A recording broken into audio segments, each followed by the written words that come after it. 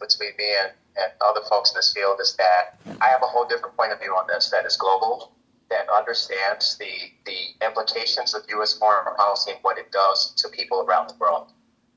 We only need to look no further than the example of the new forever war that Donald Trump has gotten us involved with in South America, where this is all about colonialism and neo-imperialism in the 21st century. I can see it very clearly as a child of someone who was basically displaced from Ethiopia in a context where in the last 100 years we saw these type of forever wars. We saw how much it cost us and how much it cost taxpayers, how many lives were lost because of fragile men and big profits. And that is what Venezuela is all about. This is not about national security. This is not about the safety of the American people. And we need people in Congress that are going to be unequivocal in calling this stuff out and bringing the Trump administration accountable, because Congress has been very quiet as of late on this issue.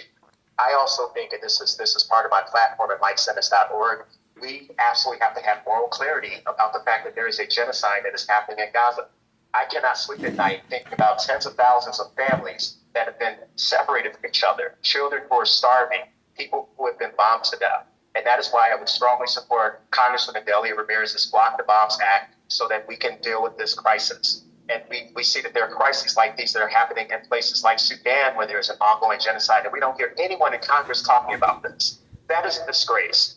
We don't hear anyone talking about the refugee crisis that is happening right next door in Ethiopia and Eritrea. I would be a strong and moral voice on these issues. Also in Ukraine, where our Ukrainian siblings have been targeted by Russia, where a number of Ukrainians are now our neighbors who understand what it looks like when tyrants are controlled and lead to displacement in those communities the same way it did for my family.